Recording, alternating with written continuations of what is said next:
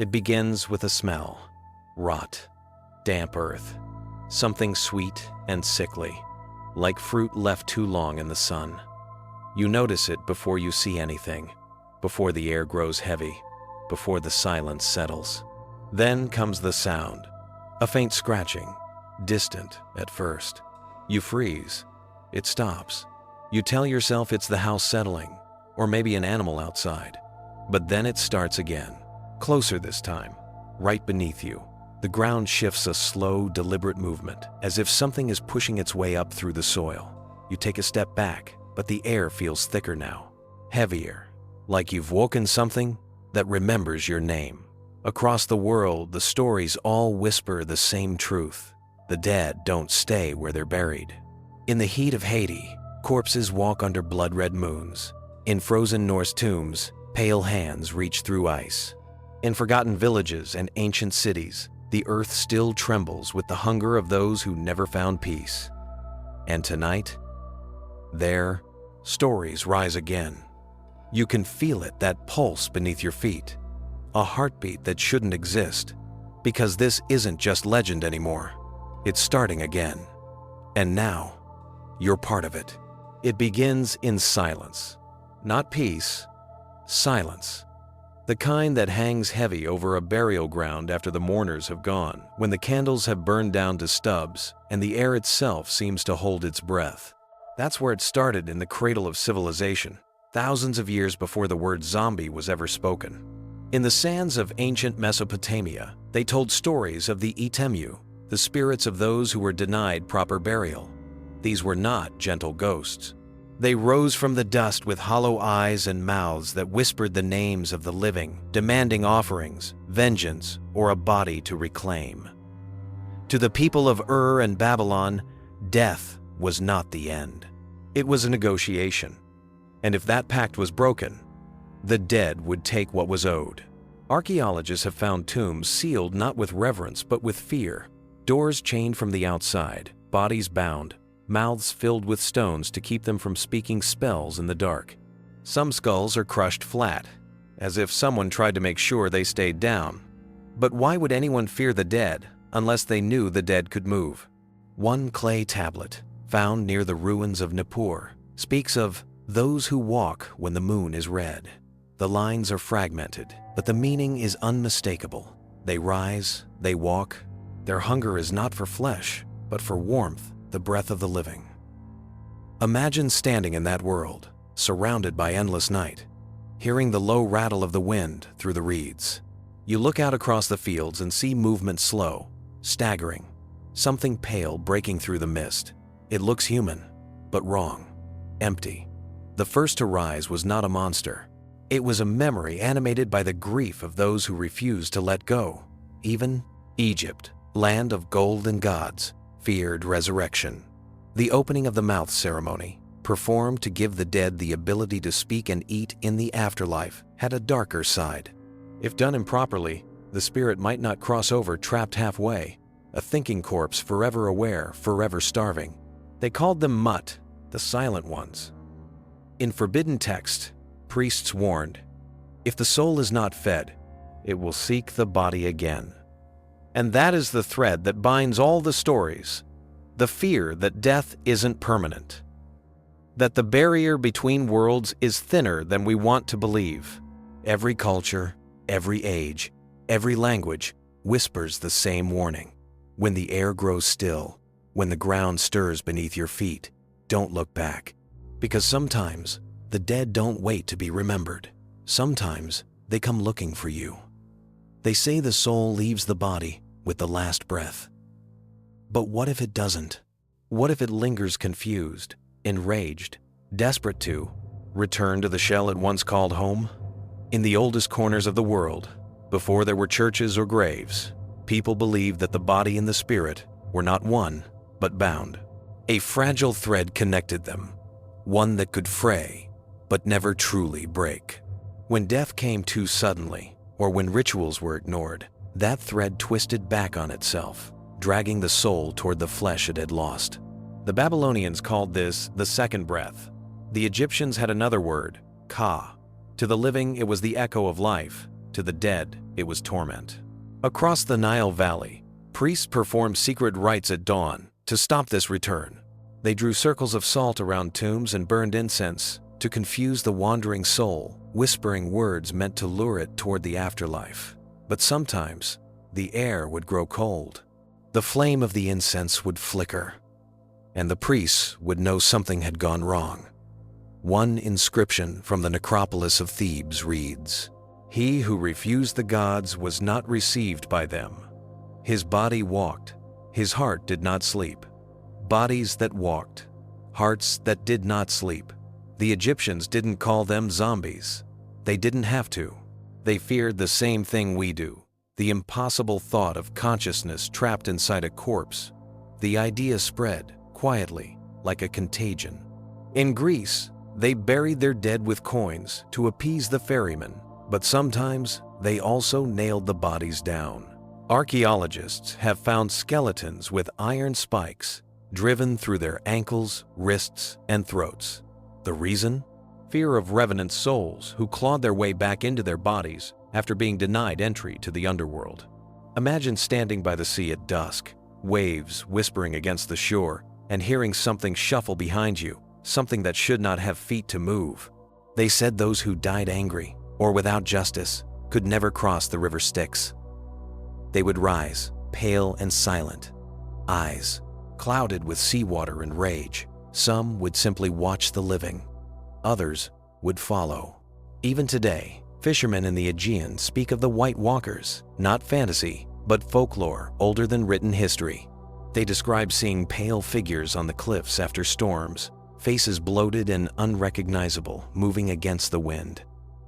When approached, they vanish, leaving behind footprints in the sand.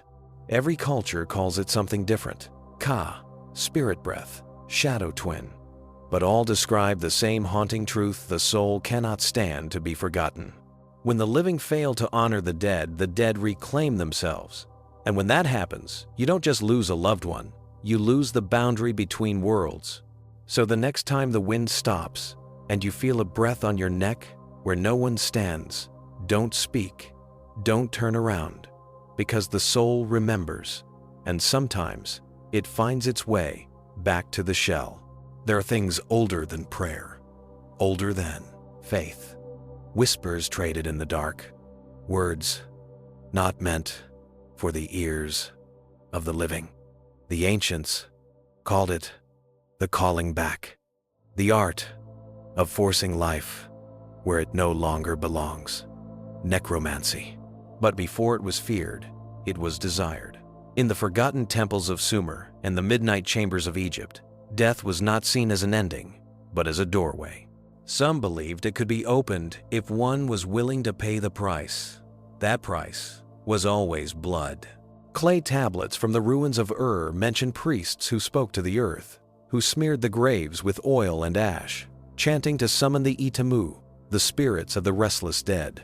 It was never meant for resurrection, it was meant for knowledge. They sought to speak to the dead, not raise them, but the line blurred quickly.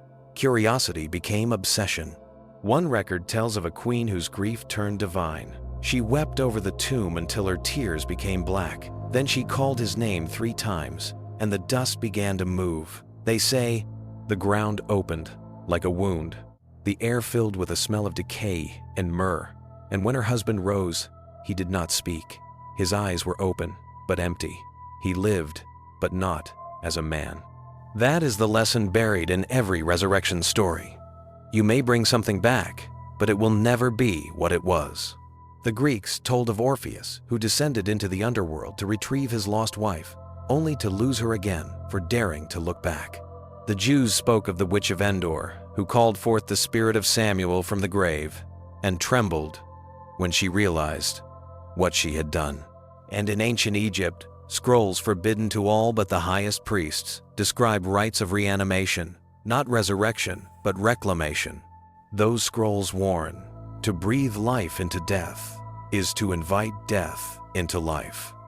Imagine it: torches burning low, the sand shifting underfoot as priests murmur in unison, the air thick with the scent of resin and copper. The corpse lies still, lips stitched with gold thread. heart removed and replaced with wax. The priest cuts his palm, lets his blood drip into the mouth of the dead, and whispers the secret names of the gods. Sometimes the body convulsed. Sometimes it screamed. For centuries, stories like these traveled the world across empires, oceans, and time, always changing, yet always the same. Because what humanity truly fears is not the grave itself, but the power to undo it. Resurrection is not a gift, it's a curse, disguised as mercy. Those who were brought back carried something with them, something hollow and ancient, a shadow that clung to their skin and whispered in their dreams.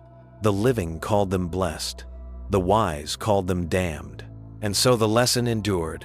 Every soul brought back leaves something behind, and every piece left behind eventually comes looking for what it's lost. It begins in darkness, not just the absence of light, but the kind that hums, alive, as if the air itself is waiting for something to happen. In that stillness, a man lies dead.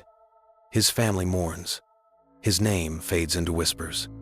Then, in the morning mist, they hear it movement from the tomb. The Bible tells us to fear evil, but rarely do we speak of the terror found in its own pages. Buried between verses of faith and salvation are stories that sound less like miracles and more like warnings. In the book of Ezekiel, the prophet dreams of a valley filled with bones dry, ancient, countless.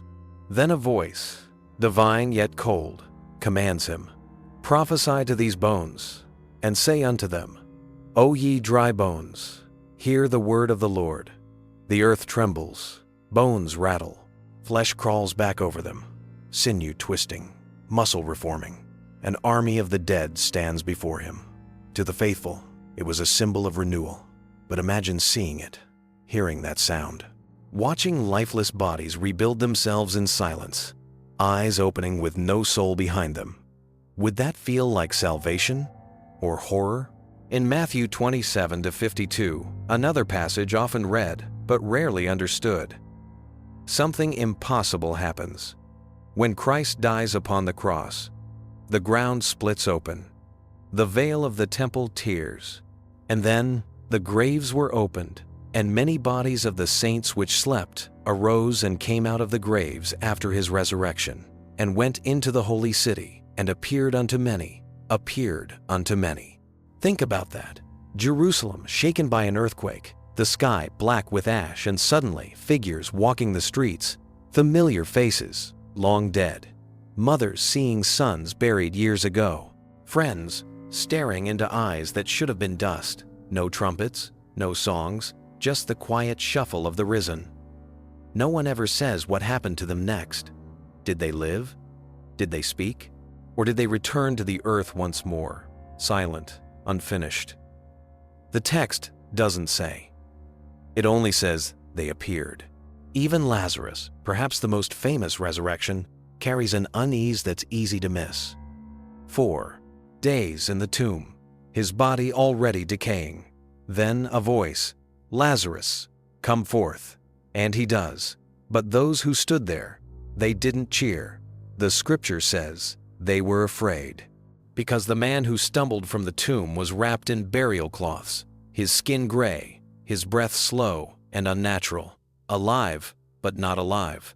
What came back might have been Lazarus in name, but what returned from that grave was something else, something ancient. These were not stories of comfort. They were reminders that divine power and damnation are separated by a thread, that the same force that grants life can twist it into something unnatural. So when the dead walked in Scripture, the faithful bowed, but the wise, the ones who remembered the old tales they turned away, whispered prayers not of praise, but of protection. Because even then they knew, not every resurrection is a miracle. Some are a message, and some are a warning. That the ground beneath your feet remembers every step you've ever taken. It always begins the same way. A cough, a fever, a death that should have been peaceful but wasn't. Then, days later, the villagers start to whisper. A cow found dead in its pen. A child waking up screaming that something stood at her window. A widow swearing she heard her husband's voice outside her door, though the earth above his grave was still fresh. This was medieval Europe, where faith clashed with fear, and fear always won. They called them revenants, the returned, the restless. Corpses that rose from the grave not to eat flesh, but to spread sickness, misfortune, and dread. And to the people who lived through famine, plague, and endless war, it made perfect sense. In England, they told of the bloody abbot of Melrose, a priest so cruel in life that even the earth refused him rest. After his burial, villagers claimed to hear heavy footsteps outside the church at night, the sound of dragging robes and muffled growls. Livestock died. Children vanished. The townsfolk dug up his grave and found his coffin splintered from within. His body lay twisted, his mouth full of blood. They drove an iron stake through his chest, cut off his head, and burned both separately. The church refused to record it. But the story spread, and across Europe, others began to do the same. In Poland and Bulgaria, archaeologists have uncovered what they call vampire burials. Bodies pinned down with sickles, jaws stuffed with stones, hearts impaled with rusted metal. But these weren't vampires in the romantic sense. These were revenants, villagers who had died suddenly, suspiciously, or during plague years. The fear wasn't that the dead might return. The fear was that they already had. Some graves contained bodies clawing upward, nails splintered, teeth broken. Others were decapitated, the skulls placed between the legs. To the living, this wasn't desecration. It was defense. In France, chronicles speak of the Dash, Château des Morts, where soldiers slain in the Black Death rose at dusk and marched silently through the fields. Peasants described hearing the clatter of armor, the groan of leather, the shuffle of feet dragging through wet soil. Those who saw their faces said the eyes were black pits, as if the soul had rotted before the flesh. In Germany, one tale still chills historians: the Nachzehrer, or after devourer, a corpse that didn't walk but fed from within its grave, devouring its own burial shroud and, through some dark sympathy, the life of its surviving kin. Villages claimed entire families withered overnight, their bodies pale, their veins blackened while, beneath the earth, something could be heard gnawing. The cure was brutal. They dug up the coffin, pried open the lid, and found the corpse bloated and red, its mouth wet with blood. They would decapitate it, burn the body, and scatter the ashes at a crossroads. They didn't call it superstition. They called it survival. The church tried to silence it, but even the priests whispered prayers before sleep, crossing themselves twice when the wind shifted near a graveyard. Because no matter how civilized they claimed to be, they all knew the truth. Death was never final. In the dark fields of Europe, under soil damp with centuries of fear, the dead were listening. And sometimes, when the moon was right, they answered. It starts with a heartbeat that shouldn't exist. In the humid night of a Haitian graveyard, where the air smells of salt and blood and the faint sweetness of crushed hibiscus, something moves beneath the soil. The locals don't run. They don't scream. They whisper a name. Zombie. Not the creature from cinema, not the rotting monster that hungers for flesh. The real zombie is far older, stranger, and much more terrifying. Because in Haiti, death isn't always permanent. Long before the world called it the land of the undead, the island was soaked in blood and rebellion. Enslaved Africans, torn from their homelands, brought with them gods and spirits, Loa, that no whip could erase. Among them were the whispers of those who refused to stay dead. They said some men could command death itself. Bokors, sorcerers of the forbidden side of Vodou. Not priests of healing or guidance, but those who trafficked in darkness. A Bokor could kill with a gesture. But worse, they could bring you back. Not alive, not dead, something in between. The villagers tell their stories in hushed tones, always glancing over their shoulders as if someone or something might be listening. A farmer who fell ill, declared dead, buried by his family. Years later, a man with his face hollow, empty, his skin gray, seen working in a field miles away, blank-eyed under the control of another. His name was Clairvius Narcisse. The records are real. Hospital reports, witness accounts, a death certificate signed and sealed. In 1962, Narcisse was buried. In 1980, he returned walking. He told doctors and priests the same story. He had felt himself die, heard his family's cries, felt the dirt close in above him, then darkness, then a voice. When he awoke, he was in another place, his body not his own. His mind blurred, his will gone. Forced to work the fields with others just like him, empty-eyed, slow, silent, zombies. When the Bokor who controlled them died, Narcisse's mind began to return, and so did his terror. Science tried to explain it, a poison made from pufferfish, causing paralysis so deep that it mimics death. A living person buried alive, later revived, their brain starved of oxygen.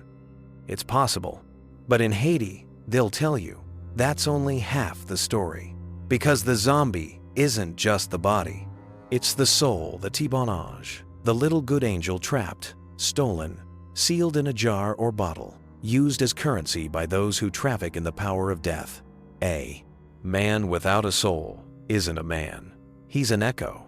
Walk through the cemeteries of Port-au-Prince at night, and you'll see graves bound with rope, sealed with chains and padlocks. Not to keep the living out, but to keep the dead in. The wind carries the scent of offerings, rum, tobacco, goat's blood, and if you listen closely, you might hear it, a shuffle of feet, a moan that's not quite human, the sound of something remembering how to breathe. The world calls them myth. Haiti calls them a warning, because here, the dead are not gone. They're working, waiting. And every heartbeat you hear in the dark might be one that's not supposed to exist at all. They work in the shadows, between prayer and prophet. The Bokors. Not saints, not priests.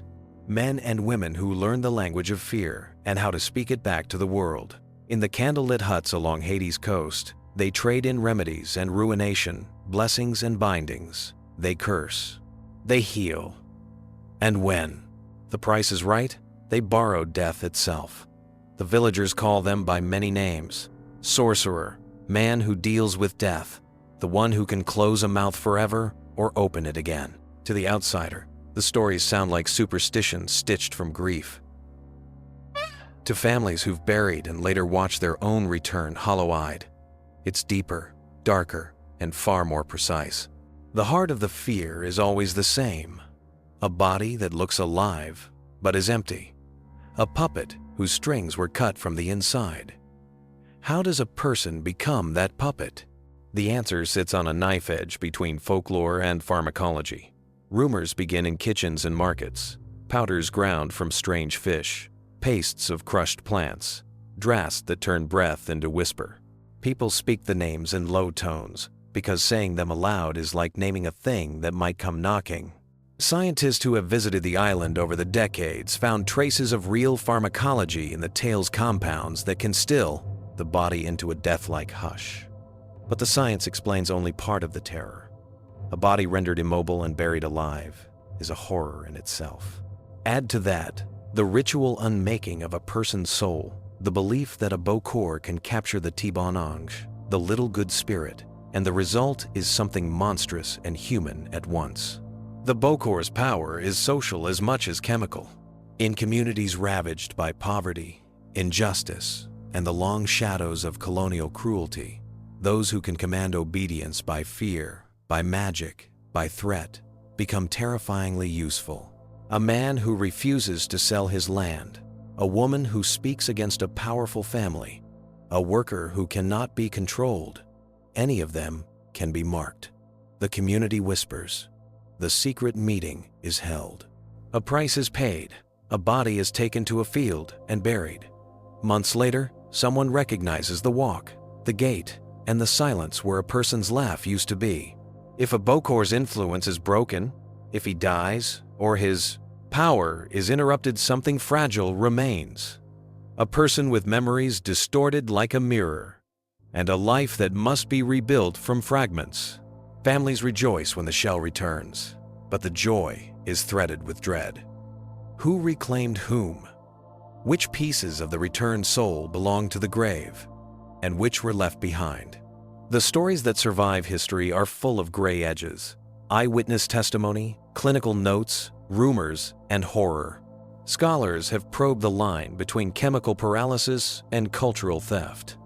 Journalists have filmed the locked cemeteries and the shrouded faces of those who blame magic for real suffering. None of these accounts turns the terror into a neat explanation. For every plausible theory, there is a neighbor who swears on the lives of their dead that something else, something moral and supernatural happened.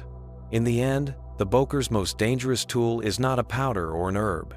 It's the knowledge that people can be bought and broken, that grief can be weaponized, and that in a world where life is cheap and land is currency, the living will sometimes trade their own for safety or profit. The chemistry may explain the stillness. The ritual explains the obedience. But the real terror is the marketplace of souls that flourishes where power and poverty meet. So the next time you hear a local speak of a man who came back wrong, listen for more than the facts. Listen for what the story covers. A wound too recent to heal, a debt paid in bodies, and the quiet proof that sometimes the dead don't return for vengeance or food. They return because someone else refuses to let them go. It began, as all legends do, with a death, but this one was documented, witnessed, sealed in ink and bureaucracy. On April 30th, 1962, in the Albert Schweitzer Hospital in Deschapelles, Haiti, a man named Clervius Narcisse was pronounced dead. Doctors recorded it. His sister signed the death certificate. The body was washed, wrapped, and buried in the red earth of his family's land. There was no mystery then, no superstition, just another man lost to the living, until he came back. 18 years later, in 1980, a man walked into the same village where Clervius had been buried. His clothes were torn. His voice was dry as sand. His eyes dull, hollow, like the light behind them had been blown out. He told the villagers his name. At first they laughed. Then he told them things only Clervius could have known, secrets from before his death, childhood stories buried deeper than his own grave. His sister fainted when he spoke her name. The doctors were summoned. And when they checked the records, when they dug through the hospital archives, there it was, his death certificate. Same name, same age, same date. But here he was, breathing, speaking, alive. He told them what had happened. He remembered falling ill, a fever that clawed through his body. Then, darkness. He said he heard his own death, the prayers, the wailing, the sound of shovels biting into earth. He tried to scream, but his lips wouldn't move. His lungs wouldn't draw breath. He was trapped inside his body as they buried him alive. When he awoke, it was night. He was in another place, his hands bound, his mind fogged, his will gone. A man stood over him, a Bokor whispering commands. Others surrounded him, blank-faced, moving without thought. They were the same as him, the dead who never died. He said they were forced to work the fields on the northern plains. They labored without rest, driven by whips and songs that weren't human.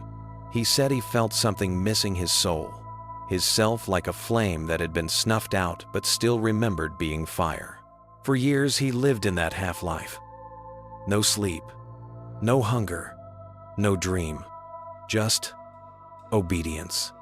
Then, one night, the Bokor died, poisoned, they say, by a rival. And with his death, the hold on the zombies broke.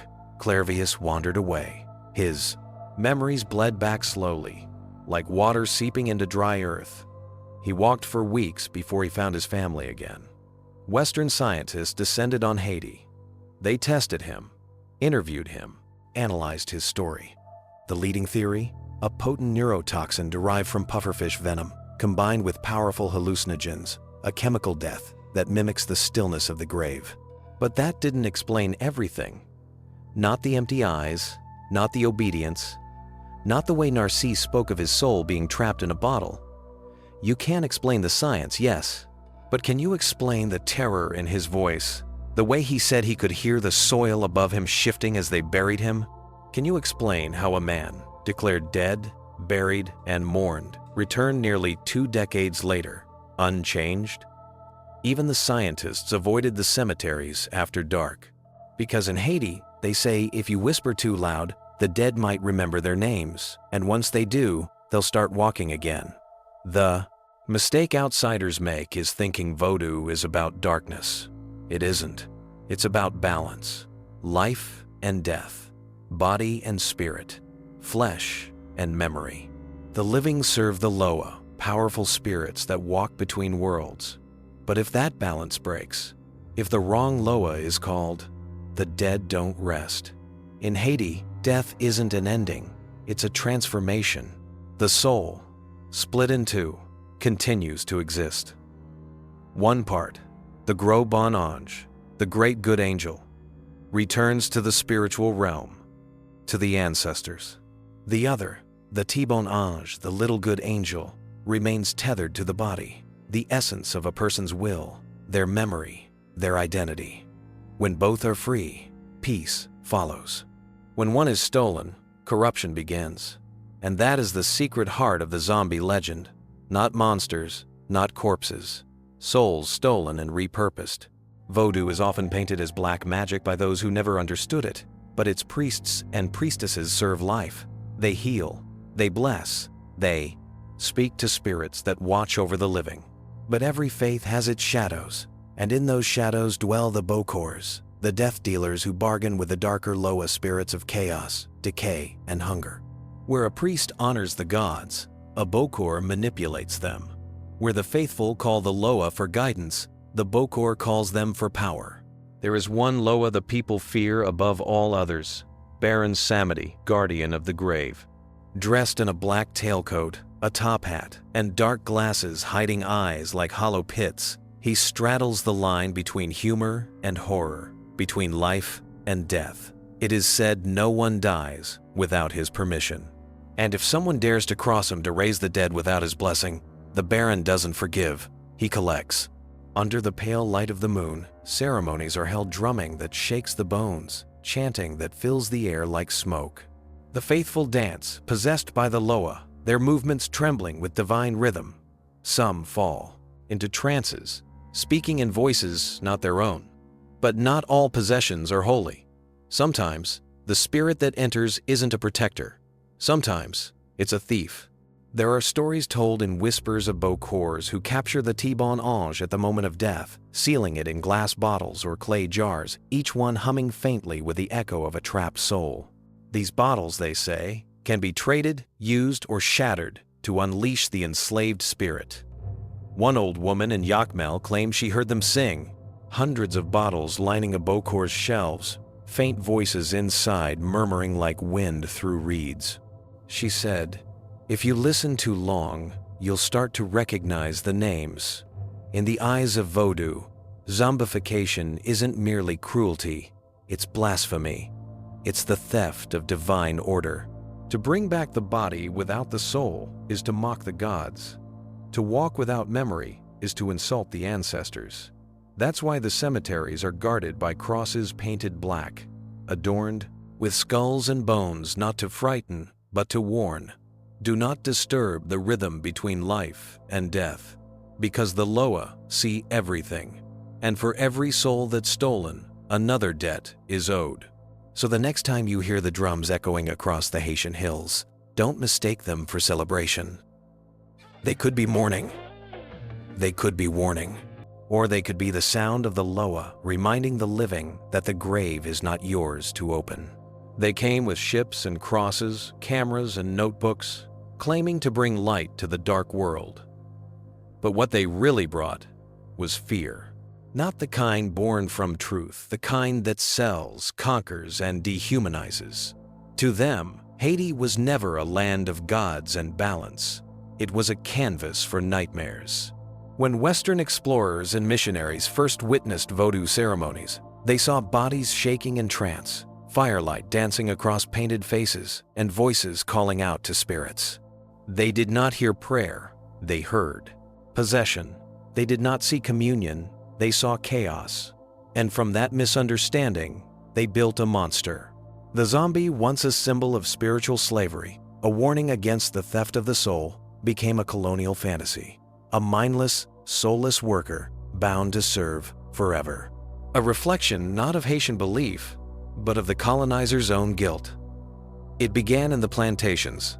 In the 1700s, under French rule, enslaved Africans outnumbered their masters nearly 10 to 1. The colonizers feared rebellion, but feared something more. The power of voodoo. The enslaved whispered of spirits that could turn masters to ash, that could raise the dead to fight for freedom. Those whispers turned to war. In 1791, during a storm that blackened the sky, a voodoo ceremony ignited the Haitian Revolution. Enslaved men and women gathered in the forest of Bois Caiman, led by priest Duddy Boukman, calling on the Loa to witness their vow, freedom or death. And the world burned. Haiti became the first black republic, the first nation born from a slave revolt. But the Western world refused to accept it. They needed a story, something to make sense of their defeat, to turn Haiti's victory into something monstrous. They found it in the zombie. American journalists and missionaries in the early 1900s began publishing accounts of dark rites and walking corpses.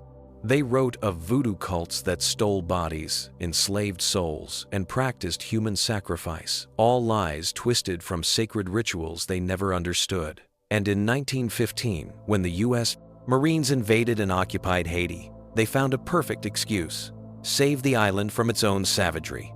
Soldiers wrote letters home describing zombie slaves and cannibal priests. Hollywood read those letters, and the myth metastasized. In 1932, the first zombie film, White Zombie, appeared. A pale woman, hypnotized and enslaved by a Haitian sorcerer, forced to serve without will or soul, terrified audiences. It also erased the truth.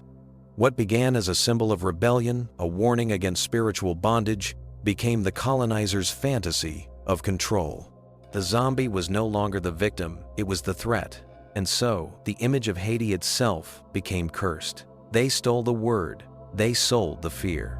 But they never understood what the Haitians already knew, that the real horror was not the dead walking. It was the living, enslaving souls for power. And when Hollywood turned its cameras toward the Caribbean, it captured only its own reflection.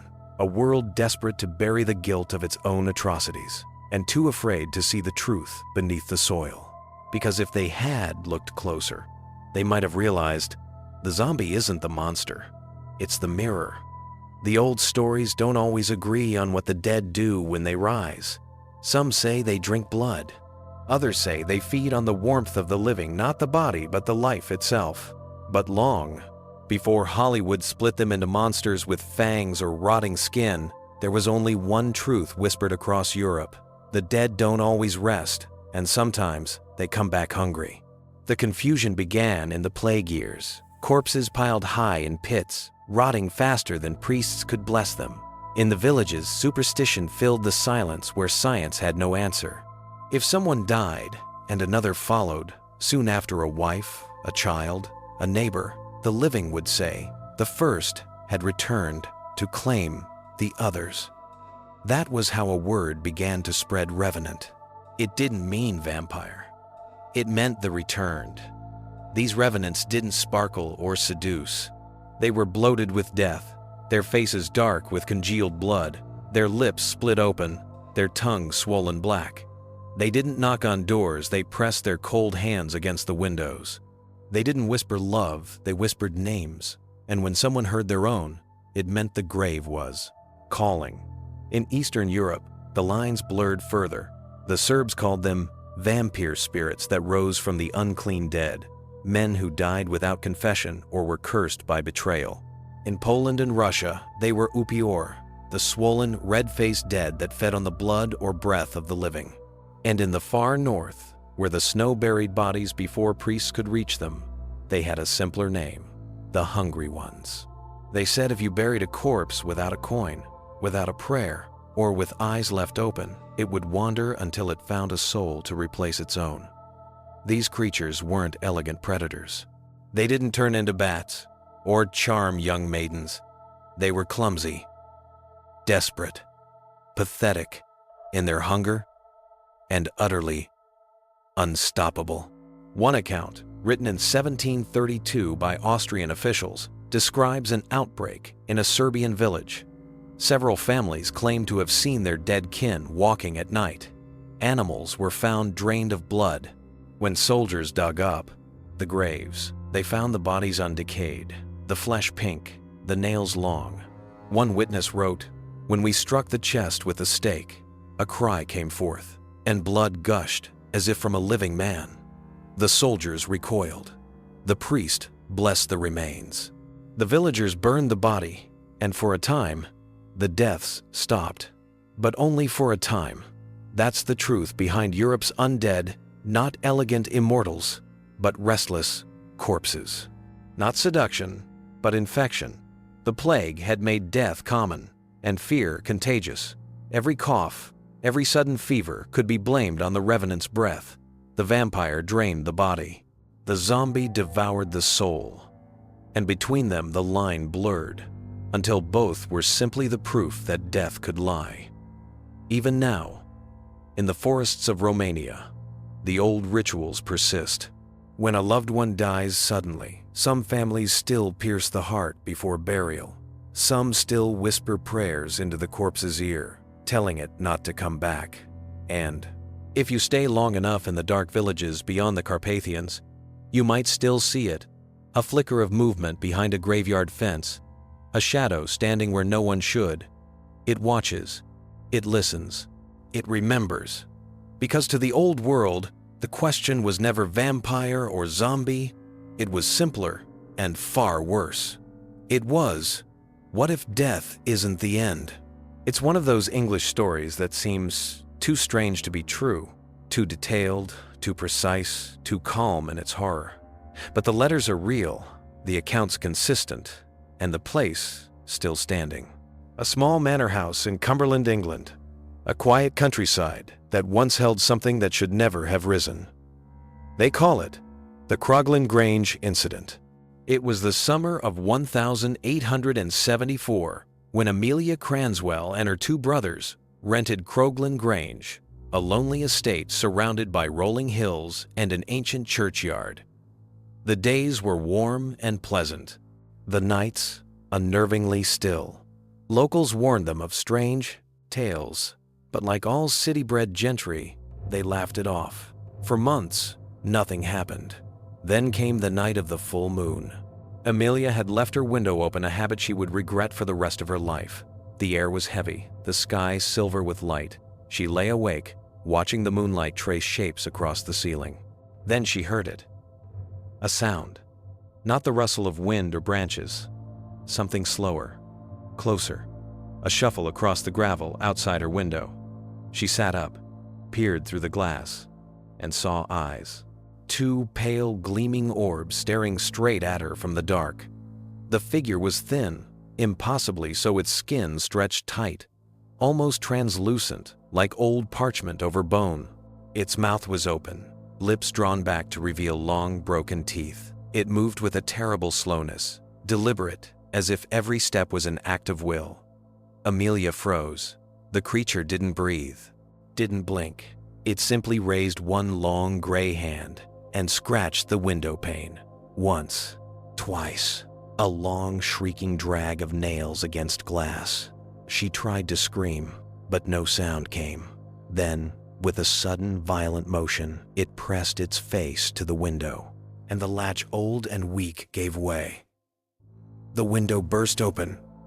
The creature slid through like smoke. Amelia's scream finally tore free as it fell upon her, its cold fingers gripping her throat, its cracked lips pressing against her skin. She felt a sharp pain, then warmth, then nothing. Her brothers, awakened by her cries, crashed through the door. The thing turned toward them, its mouth wet, its eyes burning. Then it fled, leaping through the window and disappearing into the churchyard beyond. Days later, when they searched the grounds, They found the trail footprints in the soft earth leading to the old crypts behind the chapel. One door was broken. Inside, among the shattered coffins, they found a body. It was ancient, mummified, yet fresh in the strangest way. Its nails were long and filthy, its lips torn, and around its mouth, the faintest stain of blood. They burned it where it lay, and when they did, the screams that came from within the flames were not echoes of the dead. They were human, alive.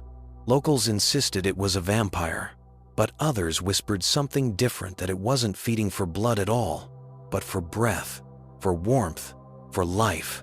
Not undead, unreleased, a body whose soul had never truly left, a revenant. And long after the ashes cooled, the nights at Croglan Grange never felt the same. Travelers claimed to see pale lights flickering between the headstones. Shepherds spoke of a figure wandering near the crypt on moonlit nights, thin, silent, watching. No one ever rebuilt the Grange. And those who pass through the valley still avoid it when the wind dies and the moon turns white, because even after fire, after centuries, some graves refuse to stay closed. And in the fields of England, sometimes the soil remembers the shape of the dead. They said the ground was never still during the plague, that if you stood too close to the pits, you could hear it, the shifting, the settling, the groaning. At first they said it was the wind. Then the priest said it was the devil. But the gravediggers, the ones who saw what the rest of the world refused to look at, they whispered a different truth. The dead weren't done dying. It began in 1347, when the Black Death swept across Europe like a tide of ash. In less than a decade, it devoured over half the continent's population. Bodies piled faster than they could rot. Priests stopped giving last rites. Bells tolled until their ropes frayed. And when there was no room left for mourning, the living began to bury their dead in layers 10, 20, sometimes 100 at a time. The air became thick with decay. The soil bled black, and then the noises began.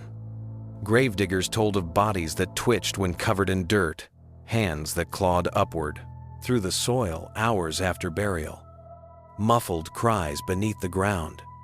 They said it was the gas, the pressure of decomposition, but some swore they saw eyes move beneath half-buried skulls. And worse, some said they heard chewing, not the chewing of animals, the chewing of something human. In the port town of Venice, a priest wrote in his diary, "I saw with my own eyes a corpse rise within the pit, gnawing upon its own burial cloth, as if it fed on death itself." That was the birth of the Noxerer myth, the after-devourer. They believed that some plague victims weren't truly dead. They were cursed, caught between life and decay. Their hunger wasn't for flesh or blood, but for life itself. They ate their shrouds first, then the air around them, and through that air, they drained the strength of the living. And when one Noxerer rose, more followed. Villages plagued by sudden deaths dug up their dead and found their faces bloated, their bellies swollen, their mouths wet with blood. It wasn't decomposition, they said. It was feeding. In Germany, whole families were exhumed, their corpses mutilated, heads severed, mouths filled with stones or bricks to stop the chewing. Priests blessed the graves, then fled before sunset, because they all knew where plague walked, the restless dead followed. In Poland, they placed sickles over the throats of the dead, so if they rose, the blade would strike first. In England, they drove iron spikes through the heart, and in Venice, sailors swore that at night they saw pale figures wandering the canals, their eyes red from rot, their lips whispering through cracked teeth, "Join us." The fear infected the living like a second disease. Neighbors burned homes with bodies still inside, terrified the sickness wasn't carried by air, but by the undead themselves. Every cough was a curse, every shadow near a graveyard a warning. Historians say it was mass hysteria, a population breaking under unimaginable grief. But those who dug the graves knew better. They saw too much, heard too much, and when the earth shifted underfoot, they didn't stay to explain it. When the plague finally faded, The stories did not. The idea of the walking dead had taken root, a new contagion that no prayer could cure. Because what terrified people most wasn't dying. It was the thought of not staying dead. And sometimes, when the wind blows through the old plague pits, locals say you can still hear it, a low moan beneath the soil. A sound that isn't the wind or worms, but the faint, hungry sigh of a world that remembers when death was crowded and the dead were starving. In the frozen silence of the north, death doesn't come softly. It hardens the flesh, preserves it. The cold keeps secrets, and sometimes it keeps the dead. The Norse never feared ghosts. Ghosts were for the weak. What they feared were the ones who stayed, the ones who refused, Valhalla. The ones who clawed their way out of their burial mounds with the strength of the living and the rage of the damned. They called them Draugr, again walkers. The sagas speak of them as warriors beyond death, tall as trees, with skin black or blue as frost-bitten flesh, eyes glowing like embers in snow. When their graves were disturbed, they rose not as spirits, but as solid, stinking, breathing corpses. They crushed bones, broke spines, and devoured the living whole. Some say the Draugr weren't born of curses, but of greed. Men so obsessed with their gold, their weapons, their pride, that they refused to leave them behind even for Odin. They lingered in their burial mounds, guarding their treasures, watching their descendants through walls of stone and ice. There is an old Icelandic tale, Grettis saga, of a hero who faced one. In the darkness of a mound, Grettir entered with only a torch and a blade. The air was heavy with the stench of death. When he reached the coffin, the corpse inside smiled. It opened its eyes, and then it moved. The thing rose, silent at first, then growling, deep and guttural, a sound like boulders grinding beneath the earth. Grettir struck it, but the blade barely cut. The Draugr's flesh was hard as iron. They fought for hours, torchlight flickering, shadows dancing across rotting stone. In the end, Grettir drove the monster into the sunlight, and when the dawn touched it, the Draugr crumbled not to dust, but to black ash, foul and heavy with the smell of decay. But the locals said that afterward, the hero never slept without hearing footsteps outside his door. The Norse believed every Draugr was different. Some guarded treasure, some haunted the sea, clinging to the hulls of ships, dragging sailors beneath the waves. Some slipped through keyholes as smoke and strangled their victims in their sleep. They were undead but thinking, envious, angry, and very, very aware of what they had lost. It wasn't disease that made them rise. It was emotion, greed, jealousy, pride, the things that even death couldn't take from a man. To stop a Draugr, the Norse had rituals. The corpse had to be buried deep, its head turned toward the north wind, its nails trimmed, its weapons broken. A pair of iron scissors might be placed on its chest, a needle in its foot to pin the spirit down. And most importantly, the body must never be buried whole. Cut the head off, burn the remains, scatter the ashes in the sea. Because if even one bone remained intact, the Draugr could find its way back. In modern Iceland, there are still places where no one builds old burial grounds, where travelers swear they've seen figures walking against the storm, moving slow but deliberate, their eyes shining faintly through the snow. You could call them ghosts, but ghosts don't leave footprints, and they don't crush the ground when they walk. The cold preserves everything in the north, the bones, the flesh, the hate. And some nights, when the wind screams through the fjords, they say it's not the storm you're hearing, it's the old warriors, the ones who would not die, marching once more through the frost. The desert keeps its dead differently. No tombs, no crypts, no frozen catacombs, just sand, endless, shifting, hungry sand that buries everything it touches. But the old tribes of Arabia said the sand didn't always keep what it buried. Sometimes it spat things back out. Long before the word zombie existed, before Christianity or Islam named good and evil, there was a word whispered around the fires of the desert night: ghoul. a thing that rose not from the living, but from the forgotten. They said the ghoul lived in the places no man dared to tread among ruins, in dried riverbeds, in the graves left unmarked and unblessed. It waited in silence until darkness fell, then took on a shape that could deceive a traveler, a woman, a child crying for help. And when you followed its voice into the dunes, it would show its true form, skin pale and dry as parchment, eyes black and hollow, a mouth torn too wide, filled with teeth that gleamed like bone shards. It would feed, not for hunger, for remembrance, because the ghoul was once human. The Bedouin told that ghouls were born from those denied burial murderers, left to rot in the heat, wanderers lost without prayer, souls too wicked to enter paradise. Their bodies dried in the sun, their spirits trapped, bitter and thirsty. When the wind stirred the sand and the moon was full, they rose, not to haunt, not to curse, to eat. But not the living, at least. Not at first. The first ghouls fed on corpses. They dug into shallow graves with long clawed fingers, dragging bodies from the earth, tearing strips of flesh from bone. They feasted in silence, their jaws creaking like old leather. And when there were no more corpses left, they turned to the living. An Arab scholar named Al-Jahiz, writing in the 9th century, described them plainly. The ghoul is a creature of the wilderness that lures men to their doom and consumes their flesh. It is not demon nor man, but something that lies between. He wrote that travelers would disappear on lonely roads, only to be found days later half buried, their bodies stripped clean. And always, beside them, strange footprints in the sand, deep, clawed, and circling back toward the graveyards. In later centuries, the ghoul was woven into Islamic folklore, a warning against straying from the path, against venturing into cursed ground.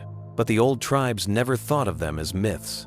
They believed every desert carried its own, tied to the dead it swallowed. They said you could tell when one was near.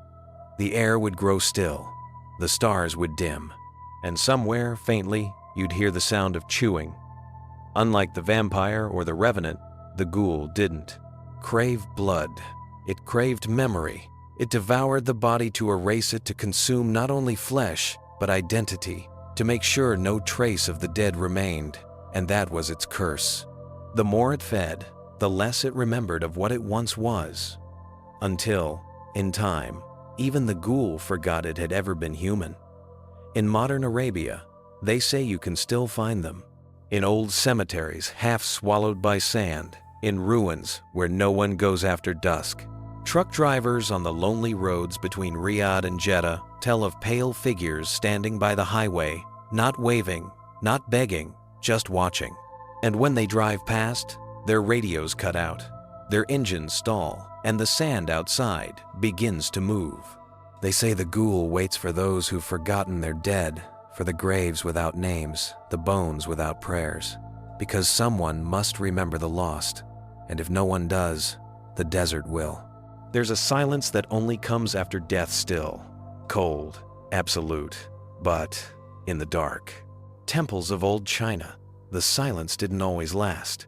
Sometimes, when the priests finished their rites and the incense faded, the bodies moved. Not much, just a twitch. A ripple beneath the burial shroud. The villagers said the wind caused it. The Taoists said it was energy qi trapped inside the flesh, refusing to leave. They whispered it only under their breath. Jiangxi, the hopping corpse, the walking stiff, the restless dead. The stories go back thousands of years to a time when death was not the end of life, but a disruption of balance. To die far from home was considered a curse. The soul would wander, lost and homesick, unable to join its ancestors. So Taoist priests offered a strange, sacred service. They would bring the body back. The ritual was called transporting a corpse over 1,000 li. They dressed the dead in robes, bound their limbs, and lined them upright in rows. At night, under the flicker of lanterns, the priests would chant and ring bells to summon the dead to walk. Bodies, kept rigid by rigor mortis, would hop forward in jerking, rhythmic movements guided home through the dark. At least, that's how the story was told. The truth is murkier. Villagers swore that sometimes, in those midnight processions, one of the bodies would move too much. Its eyes would open, its jaw would tremble, and it would hop without command. The priests would stop, the bells would fall silent, and the living would scatter. They said a Jiangshi is born when the flow of qi, the life force, is interrupted, a violent death, a body unburied, a soul denied peace. The corpse remains fresh, pale, its flesh as hard as wood. It doesn't rot, it doesn't breathe, but it moves drawn by the warmth of the living. In the legends, it doesn't walk or crawl. It leaps, stiff-legged, arms outstretched, as if reaching for something it once loved. It follows the scent of breath. It feeds not on flesh, but on energy. The breath of life, the qi that animates all things. And when it feeds, its victims wither, their faces pale, their eyes hollow, their bodies dry and cold, as if time itself had been drained away. The earliest reports describe Taoist priests hunting them. They would coat mirrors in chicken blood to expose the invisible. They'd burn talismans etched with scripture, then slap them on the corpse's forehead to paralyze it. A yellow paper charm sealed with the words of the dead was the only thing that could hold a Jiangshi still. But remove it, and it would awaken. Even now, in rural China, some families still bury their dead with mirrors at their feet, coins in their mouths, and red thread wrapped around their wrists to bind the qi and keep it calm. And when a child dies suddenly, without explanation, the elders sometimes whisper that a Jiangshi passed too close that night. In the misty towns of Hunan and Sichuan, people still say you can hear them, that strange, rhythmic thump, thump, thump, echoing between the graves. Not footsteps, not heartbeat, but the hollow, heavy hops of something neither dead nor alive.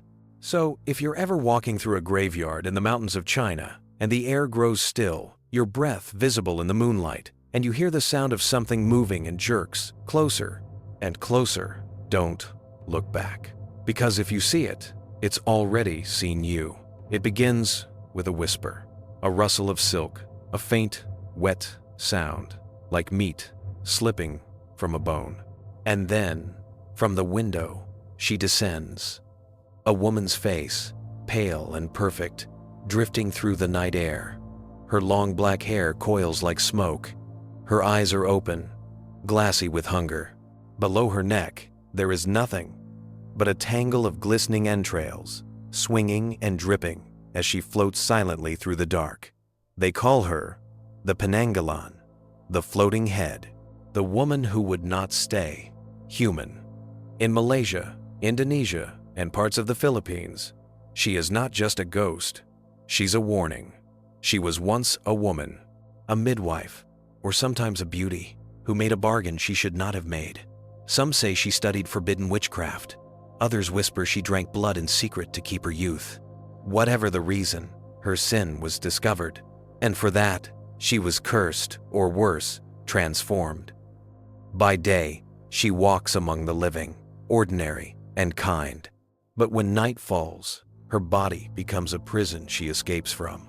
She loosens her hair, submerges herself in a vat of vinegar, and with a wet, tearing sound, her head rips free. It lifts from her shoulders, the spine and organs dangling below, slick and shining like roots torn from the earth. Her body collapses, hollow and cold, and the Penanggalan flies. She hunts by the scent of blood. The smell of childbirth draws her most. She hovers outside windows where women labor through the night, her tongue snaking. Through the gaps in the wall, long, red, and sharp as a needle. She drinks, not out of cruelty, but craving. Her thirst is endless. In other tales, she feeds on infants, on men who sleep alone, on anyone foolish enough to stay awake when the wind smells of vinegar and flowers. By dawn, she must return. She dips her entrails into the same vat of vinegar, shrieking in pain as her flesh shrinks back. Then she lowers herself onto her body, reconnecting before the first light touches her face. If she fails, if she doesn't return in time, she burns where she floats, the curse consuming her entirely. But there are ways to stop her. The villagers know them all. Scatter thorns and shards of glass around your house, for her organs will snag and tear. Turn her own weapon against her spice salt, garlic, vinegar to sting her open flesh. And if you find her body while her head is away, there is one terrible method to end it. Fill the hollow neck with broken glass or nails. When she returns, she'll try to join herself again, and she'll die screaming. There are still stories told in the islands today, midwives who vanish after delivering a baby, children found pale and lifeless in their cradles, villagers who swear they saw a face at their window one humid night, floating, whispering their name. The elders say the Penangalan isn't just a monster, she's a reminder that vanity and hunger are the same sin, that those who crave beauty more than peace may find eternity in ugliness. And sometimes, late at night, when the wind shifts and you smell something faintly sour vinegar, sweet and sharp, you'd better close your windows because something in the dark might be watching. And she's hungry again. Japan doesn't fear the dead. It fears the wrong dead, the ones who were betrayed, shamed, or killed before their spirits were ready to go. Because when a soul dies with hatred still burning inside it, it doesn't fade. It festers, it grows teeth, and when it comes back, it doesn't just haunt, it ruins. They call them onryo, vengeful spirits. But there's another older word the emperors used to whisper with terror: goryo, the noble dead, the wrath of the unjustly killed. The Japanese understood something few cultures dared to admit. Death doesn't erase emotion, it amplifies it. In the oldest chronicles, emperors recorded disasters, floods, famines, fires, and blamed them not on weather or war, but on the restless souls of the wronged. One story tells of Prince Sawara, a royal betrayed by his own brother, exiled and left to die. After his burial, strange things began to happen. Lightning struck the capital. Plague spread through the court. The emperor himself fell sick, delirious, whispering Sawara's name. Priests said the prince's spirit, his onryo, had returned, demanding vengeance. So the court did the only thing it could. They built him a shrine, begged forgiveness, and named him a god. That shrine still stands today. Centuries later, another legend took root, one that still shapes Japan's horror to this day. Her name was Okiku, a servant girl in Himeji Castle, falsely accused of losing a precious plate belonging to her master. He tortured her, beat her, and when she refused his advances, he threw her into a well. They say you can still hear her voice echoing from the depths, counting the plates she lost. 1, 2, 3. Her voice trembles. 8, 9, and then silence. Because there was never a 10th. Her soul never left that well. And sometimes, on nights when the moon is full, the servants still hear her counting. In Japan, the dead don't rot, they linger. Their anger becomes a physical force, twisting reality itself. Crops die, children sicken, whole villages vanish. And sometimes, the dead appear pale, long-haired, their white burial robes fluttering in the wind. Their faces are empty, their mouths open in soundless screams. They don't attack like beasts. They approach, slowly, purposefully. Because for the onryo, revenge isn't a crime, it's justice. But the most feared of all is Shugawara no Michizane, the scholar god of storms. Once a loyal court official, he was framed and exiled. He died alone, furious. Afterward, lightning struck the palace, ministers fell dead, and when the emperor himself was struck by sickness, they knew who had returned. They renamed Michizane Tenjin, the god of thunder, and built him temples to appease his rage. Even now, school children pray to him for wisdom, but the elders never forget what he was before, that a ghost so angry that his grief burned cities to the ground. In Japanese folklore, death isn't the end of a story. It's the beginning of another kind, one written in bitterness and blood. The onryo don't crawl or decay. They stand in silence until the living remember what they've done. And if they're forgotten, They remind the world. So when the wind howls around old shrines, when candles flicker without breath, when mirrors cloud for no reason, it's not the weather. It's not coincidence. It's a warning. Because the Japanese dead do not forgive. They wait. In India, death isn't feared. It's understood. It's a cycle. Birth, decay, rebirth. But there are moments when that cycle breaks, when something refuses to move on, and in that gap between one life and the next, something wakes. They call it the Vitala, the spirit that crawls back into its own corpse not to live again, but to play. Unlike the zombie, the Vitala doesn't stumble or moan. It laughs. It thinks. It waits. It isn't flesh seeking life. It's consciousness without a home.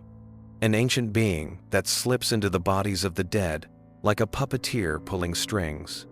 It speaks through them, sees through them, and when it grows bored, it leaves the shell behind, hollow, twisted, smiling.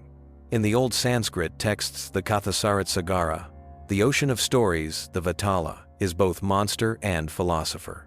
It perches in graveyards, hanging upside down from the trees, watching the living wander too close. Its laughter echoes through the fog, half childlike, half demonic. Those who hear it are said to feel their thoughts unravel. The most famous story is that of King Vikramaditya, who was commanded to capture a Vitala that haunted the dead tree of a cremation ground. Each night the king climbed the tree and seized the corpse the Vitala inhabited. And each night, as they walked back to the sorcerer who demanded it, the Vitala would begin to speak. It told riddles, cruel, strange, beautiful riddles that forced the king to answer. If he spoke, the Vitala would vanish back to the tree. If he stayed silent, his heart would burst from the pressure of the truth it whispered in his mind. They played this game again and again. The dead and the living bound by a question neither could escape. Because the Vitala's hunger wasn't for blood or flesh, it was for wisdom. But in the villages, away from the stories of kings, the Vitala is no teacher. It's a curse. They say if a body is left unburned, if it lies beneath the banyan tree too long, the Vitala can claim it. It twists the corpse's limbs, makes the eyes roll white, and stalks the streets by moonlight. It whispers secrets to the living things no one should know. The date of your death, the sins of your past, the lies of your God, and if you answer it back, if you listen, the Vitala steps inside you. They call that possession by memory. Your body remains, but your soul becomes a passenger. And when the Vitala leaves, it takes something with it. Your laughter, your will, your peace. There are still shrines in Maharashtra and Bengal where villagers hang iron charms and chant mantras to keep the Vitala away. Cremation fires are never left unattended because they say, when the flames die too soon, the Vitala crouches beside the embers and waits for the last wisp of smoke to fade, and when it does, it slips back into what's left. Sometimes the body rises. Sometimes it only opens its eyes. But either way, the Vitala has returned. They are the clever dead tricksters who turn decay into conversation. They don't crave your body. They crave your mind. So if you ever wander near an old banyan grove at dusk and hear a voice from the shadows asking you a question, do not answer. Do not turn. Because the moment you speak, you've already given it what it wants. It begins with the smell of incense, thick, sweet smoke curling through narrow alleys and temple courtyards, rising like breath from the earth itself. Lanterns glow red against the night sky. Offerings of food, fruit, and paper money line the streets. Children are told not to stay out too late, and everyone avoids looking into the dark corners where the light doesn't reach. Because once a year, the gates of the afterlife open, and the dead come home. Across China, Taiwan, Malaysia, Singapore, and Hong Kong, the 7th month of the lunar calendar is called Ghost Month. It's not a celebration, it's a truce. For 30 days, the worlds of the living and the dead blur together.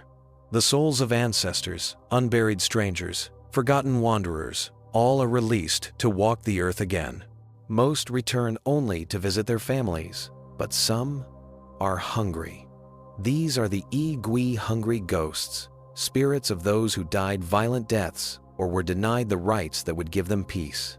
Their throats are said to be as thin as needles, their bellies bloated and bottomless. They crave food, warmth, acknowledgement, anything that reminds them they once existed. And if they're ignored, they take what they want. That's why, on the night of the Hungry Ghost Festival, every light burns bright. Tables overflow with offerings, roasted meats, rice, mooncakes, cups of tea, bottles of rice wine, stacks of joss paper, printed with designs of houses, clothes, even cars, are burned for the dead to spend in their ghostly world. The air fills with the crackle of fire and the murmuring of prayers. But no one eats from the offerings. Those belong to the spirits. And anyone foolish enough to steal from them invites something unspeakable to follow home. The elders tell stories of what happens when the living forget the rules. A young man in Guangdong who mocked the rituals, who kicked over the food left at a crossroads. That night, his mother found him sitting in the dark, eyes wide open, his mouth packed with ashes and rice. He never spoke again. In Penang, a fisherman ignored the festival entirely. He set sail while others stayed ashore. The next morning, his boat returned without him, but the deck was wet with handprints, too small and too many to belong to any living man. The festival is both offering and warning. The priests chant sutras to soothe the spirits. The people light candles to guide them. But every flame that burns is also a plea. Take this and leave us be. Because the hungry ghosts are not just myths, they are reminders. That neglect breeds resentment. That the dead starved of memory will return to devour it. At the end of the month, the rituals grow louder: drums, cymbals, the roar of fireworks, all to drive the ghosts back through the gates before they close. For those final hours, the air feels electric, as if the entire world is holding its breath. And then, with the dawn, the smoke clears. The offerings are gone. The lanterns are out. But the elders say, sometimes, if you rise too early on the morning after, you'll see the last traces of their passing footprints in the ashes, a bowl left half empty, and a faint, cold wind moving through the house, like a sigh of gratitude or a promise to return. The bayou never sleeps. It hums a low, restless sound, like breath through rotting wood. The air itself feels alive, thick with decay and memory. Cypress trees rise from black water, their roots twisted like bones, and somewhere between the whisper of frogs and the creak of branches, you can almost hear footsteps, not splashing, not walking, just moving. Because here, in the deep south of Louisiana, the dead don't rest. They wait. When the ships came from Africa centuries ago, they didn't just bring people, they brought gods, spirits, rituals, too powerful to die. But in the plantations, those gods were forbidden. So they hid in plain sight, behind the saints, behind the crosses. They took on new names and new forms. And in the swamps of the Mississippi Delta, voodoo and hoodoo were born. They weren't evil, not at first. Voodoo was faith communion with the spirits of ancestors and nature. Hoodoo was power, practical magic, roots and charms used to heal, curse, or protect. But the line between life and death runs thin in the South. And when the wrong hands reached across it, the dead started to move. They tell of Marie Laveau, the voodoo queen of New Orleans, a woman said to have healed the sick, cursed the corrupt, and spoken with the departed. Some said she kept a jar of bones in her home, each one a spirit she could command. Others claimed she could make the dead walk, summoned not by evil, but by promise. There were whispers of night walkers seen near Street Louis Cemetery. Number 1 figures in torn clothing, faces hidden beneath veils of moss. The guards said they weren't ghosts, they were bodies, moving. The Cajuns call it the zombie of the swamp. Not the Haitian servant, not the movie monster, but something older, born from water and sin. A priest who betrayed his vows, a murderer left unburied, a slave who died screaming for freedom. The stories say their spirits sank into the mud, their bones swallowed by the bayou. And on certain nights, when the mist rolls low and the water shines like glass, the mud bubbles, and something pulls itself out. Skin pale and slick, eyes wide open, mouths full of water. They walk through the marsh, dripping and silent, leaving no footprints, drawn to the sound of singing, to church hymns, to laughter, to anything alive. The people who live there know what to do. You don't whistle after dark. You don't point at the swamp. You don't call a name out loud, because something might answer. If you see footprints leading out of the water, you brush them away before dawn. If you hear knocking on your door 3 times, you pray, but you don't open it, because it's not the living who knock in the bayou. Even now, deep in the Atchafalaya Basin, hunters say they've seen them, shapes moving between the trees, faces pale under the moonlight, eyes that glow like fish in black water. And in New Orleans, where the streets flood every year and the cemeteries rise above ground, people still visit the graves with rum and flowers, still whisper to the spirits in Creole, asking for favor or forgiveness. Because everyone here knows, in the bayou, the water remembers. And when it calls your name, you'd better not answer. War always leaves ghosts. But the American Civil War didn't just haunt the living, it haunted the land. The blood soaked so deep into the soil that even now, a century and a half later, the ground still seems to breathe when the fog rolls in. The locals say it's not just the wind, it's the dead remembering. Between 1861 and 1865, more than 600,000 men died. Most were never buried properly. They fell in forests, in fields, in swamps, their bodies left to rot where they lay. Some were burned, some were swallowed by mud. Many were never found at all. And when the war ended, the earth was still heavy with them. Farmers plowing in Virginia and Tennessee unearthed bones, buttons, teeth, whole skeletons still gripping their rifles. But others found stranger things, footprints where no man had walked in years, lanterns swinging through the fog with no hands to hold them, whispers in the cornfields, calling out names from regiments long gone. They said it was grief, but grief doesn't bleed, and sometimes it did. At Antietam, the bloodiest single day in American history, the creek ran red, literally red, for days. Locals refused to draw water from it. They said it tasted like iron and screams. Months later, a farmer's wife claimed she saw soldiers in gray uniforms standing in her orchard motionless, their faces pale and sunken. When she called to them, they turned, and she saw the holes, bullets, dozens of them. She fainted. When she woke, they were gone, but the grass where they'd stood was still wet. The soldiers who survived spoke of something worse, something that followed the armies. They called it the Walker. It wasn't a ghost. Not exactly. It had weight. It made sound.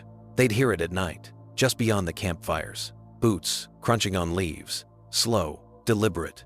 Never running, never rushing, just moving closer. Those who saw it said it looked like a man, uniform tattered, eyes milky, skin pale as candle wax. But the smell, God, the smell. Rot, blood, and gunpowder. One private wrote in his diary, "I shot him once, twice. He fell, but when I looked again, he was crawling toward me. Not like a man, like something remembering how." The entry ends there. The next morning, they found his body half buried in the mud, his rifle missing, his face twisted upward, as if he died screaming something he never got to finish. When the war ended, the nightmares didn't. Families reported seeing their sons at the door not as ghosts, but solid, silent figures, their eyes black with soil. In Gettysburg, there were rumors of mass graves that never stayed sealed. After heavy rain, coffins surfaced, and when the grave diggers tried to rebury them, some bodies were found moved as if they had clawed toward the surface. By 1870, people had a name for them. The unfinished. Men who died too suddenly to know it. Men who marched in their sleep. And every soldier who fought in that war carried the same fear, that if they fell in the wrong place, under the wrong moon, they wouldn't die at all. Today, at the old battlefields Shiloh, Antietam, Gettysburg, tourists talk about the cold spots, the sudden whispers, the gunfire that echoes when the air is still. But locals know better. They say the soil itself is haunted, that it's full, that the ground underfoot remembers what it swallowed, and sometimes, when the fog is thick enough, it exhales. And in that breath, if you listen closely, you can hear them marching, not ghosts, not memories, just soldiers who never got the chance to stop. The dead had always haunted the earth, but in the 20th century, they learned how to haunt our screens. It started quietly, in flickering black and white, with a trembling actress and a monster that didn't blink. But soon, the world would learn a new fear. Not the fear of being eaten, not even the fear of dying, the fear of becoming one of them. In 1932, a film called White Zombie appeared on American screens. It was the first to use the word zombie. Set in Haiti, it told the story of a young woman turned into a mindless servant by a voodoo priest. Audiences had never seen anything like it.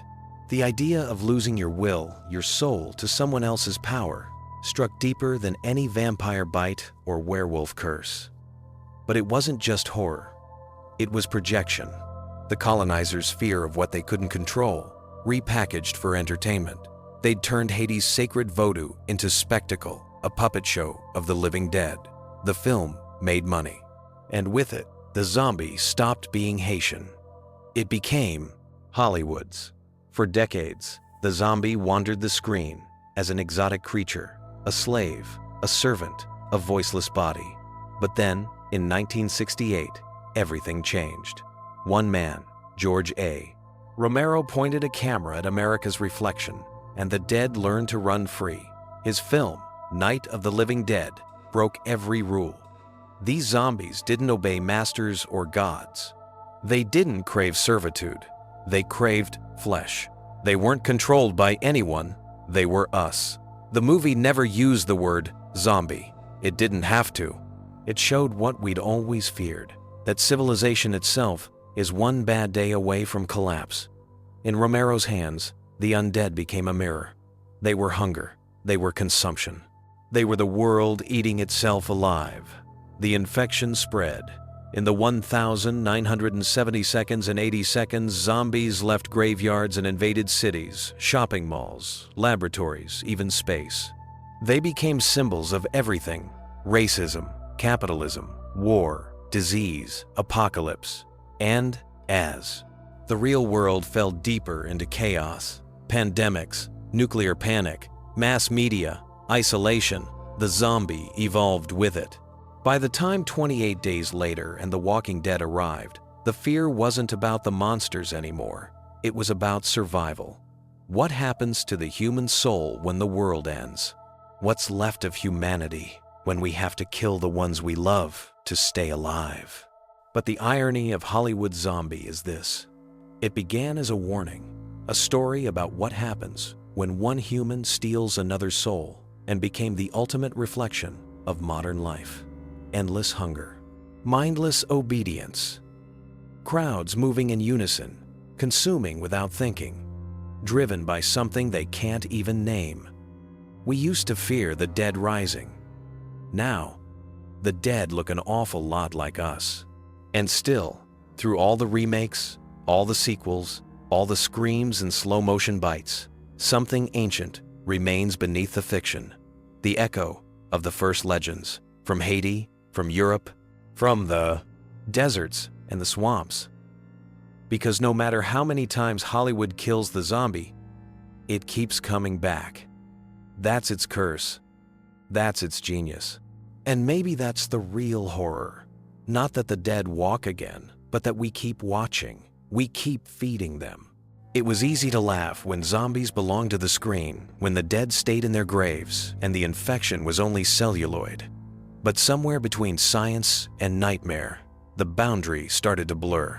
Because nature, it turns out, has always known how to make the dead walk. It just didn't need Hollywood to do it.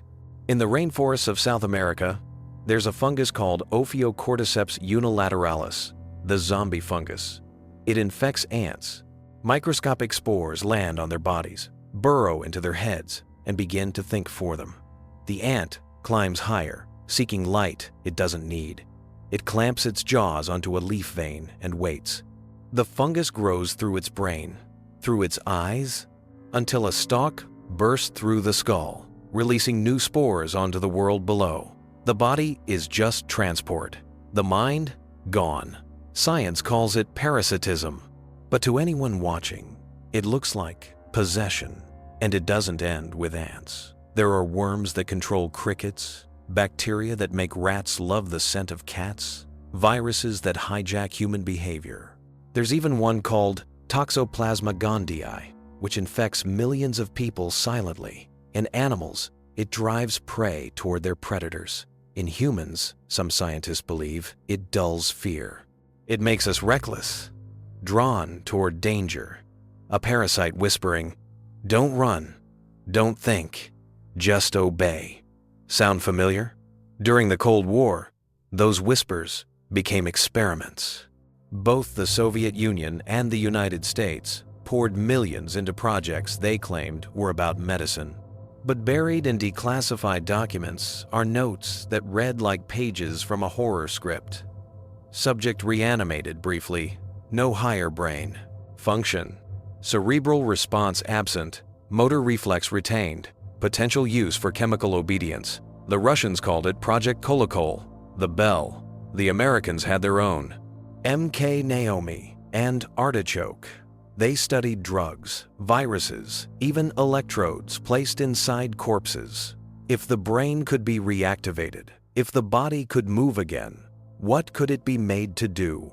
No one ever admitted success. But when the Cold War ended, scientists found labs in Siberia and Nevada filled with sealed canisters, biohazard warnings scrawled in fading ink, and medical dummies covered in restraints.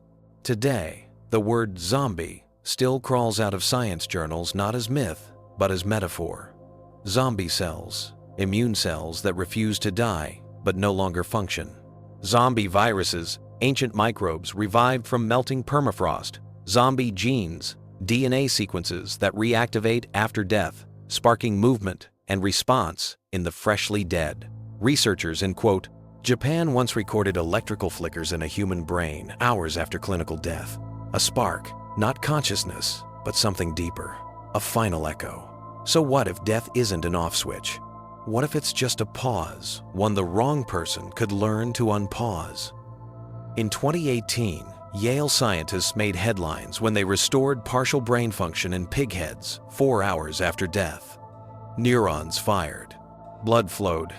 The animals didn't wake, but their brains responded to stimuli. The lead researcher said, "It's not life as we know it." But that's how every horror story begins. If parasites can rewrite instinct and science can coax motion from the dead, how long before something bridges the two? How long before zombie stops being fiction and becomes a field of study? The ancients feared the soul leaving the body. Now we fear the body refusing to die. And maybe, in some sterile lab, beneath fluorescent light and the hum of machines, something has already crossed the line. Maybe the next one that rises won't crawl from a grave. It'll roll off a table slow, breathing, alive, but empty. Because science doesn't need magic anymore. It only needs time. There's a reason the military never laughs at horror stories, because half of them started as experiments. And for decades, buried beneath layers of classified files and sealed bunkers, governments all over the world have been chasing the same nightmare. What if death could be reversed or controlled? Not for salvation, for strategy. After World War II, when the world realized just how fragile life could be, a darker question took hold among scientists and soldiers alike. Could you make a soldier who doesn't die? In 1949, the Soviets began what they called the Reanimation Project. Officially, it was neurological revival research. Unofficially, it was an attempt to cheat the one rule that governs every army mortality. Old Soviet footage exists, though most of it is dismissed as propaganda. It shows decapitated dogs connected to tubes and wires, their eyes blinking, their tongues moving. The scientists smile nervously for the camera, while the heart monitor pulses faintly behind them. They called it success. But there were other reels, never aired, never archived, smuggled out of Moscow decades later. In them, the animals don't move naturally. Their eyes twitch like static. Their limbs spasm. One begins to gnaw at its own flank before the footage cuts to black. That wasn't revival. That was reanimation. By the 1,950 seconds, the US had its own programs. Under the name Project Lazarus, hidden within Cold War medical research, scientists studied how long the human brain could survive after neutralization. They tested synthetic oxygenation, cryogenic suspension, even electric stimulation of the brainstem. The results were disturbing muscle contractions, gasps, reflexive motions long after death. One file, declassified in 1998, contains a single line of type. Subject exhibited spontaneous eye movement, 12 minutes post-mortem. Vocal cords contracted. Uttered a sound approximating the word stop. The report ends there. It wasn't just about reviving life. It was about controlling it. The U.S. military's Biological Warfare Division, known later as MK Naomi, developed chemical agents designed to induce a death-like state.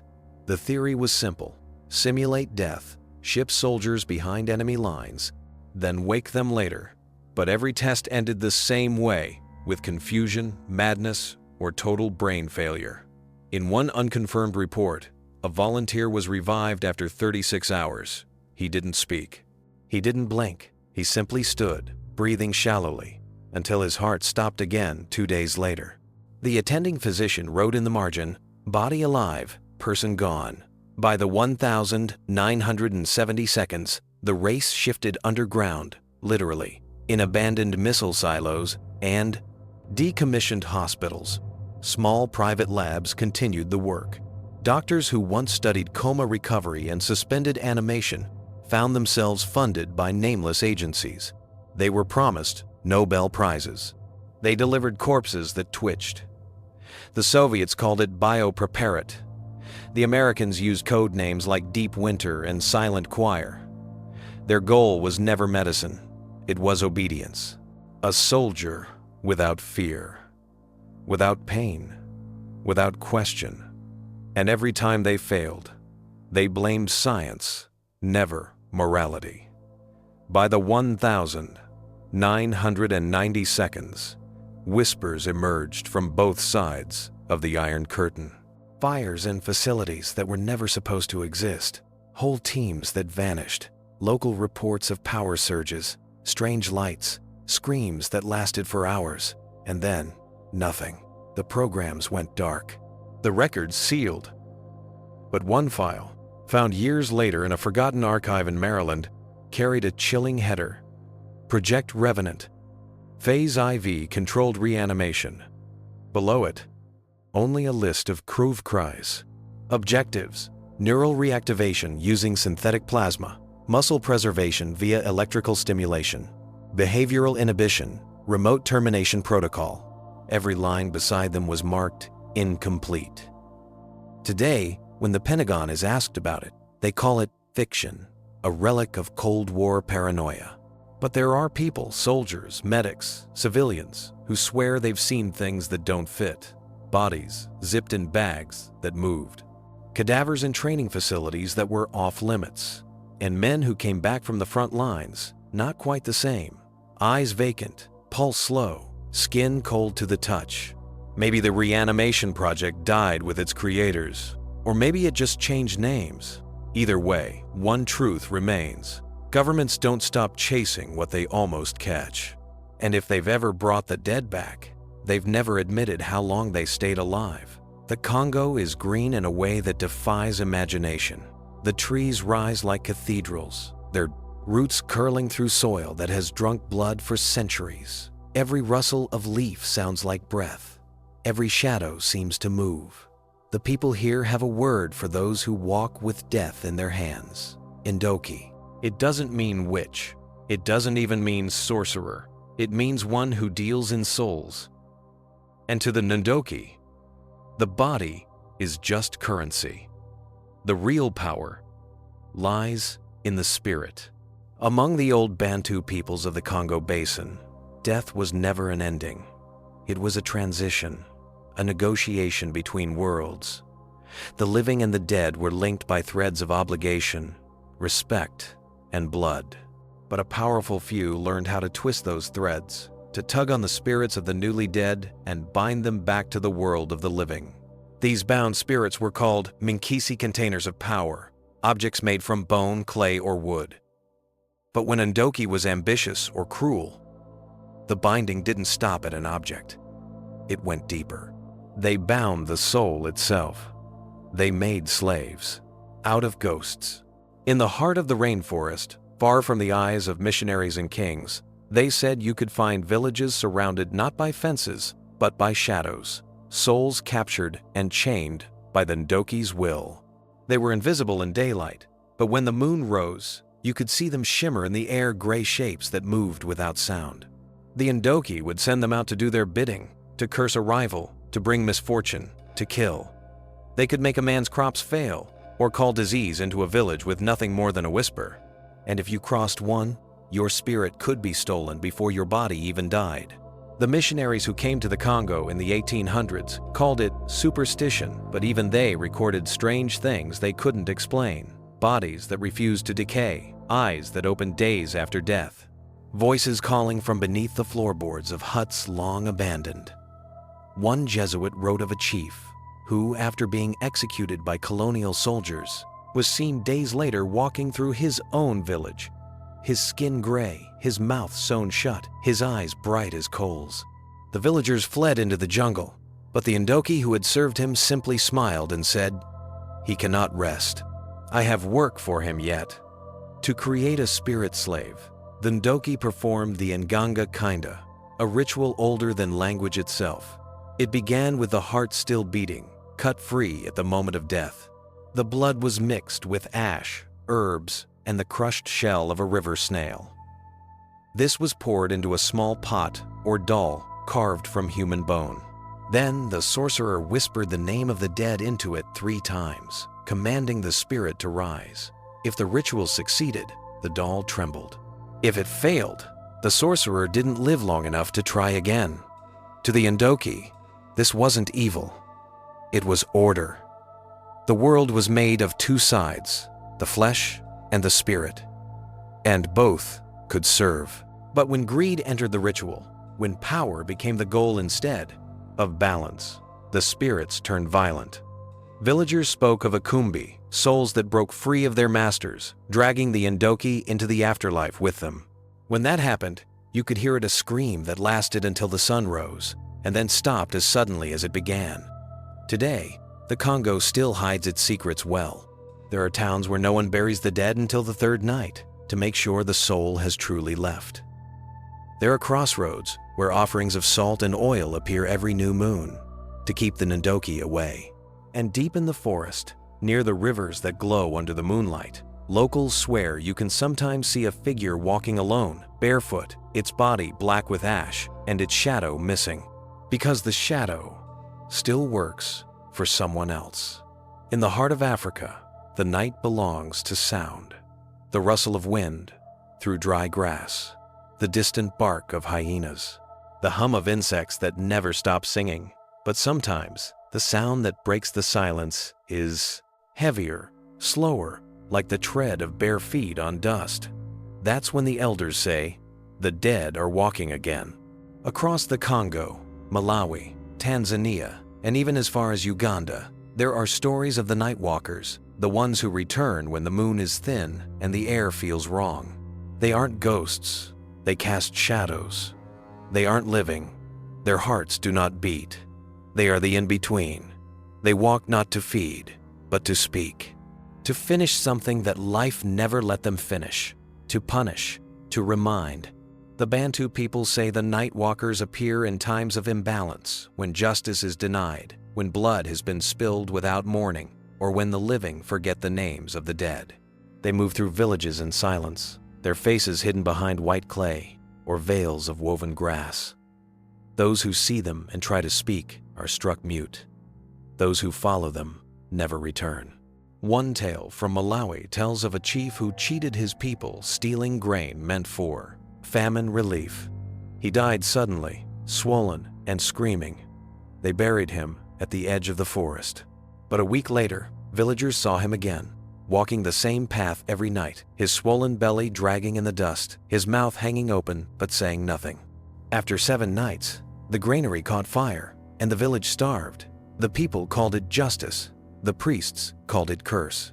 In Tanzania, the Maasai speak of Omilo, the shadows that remember.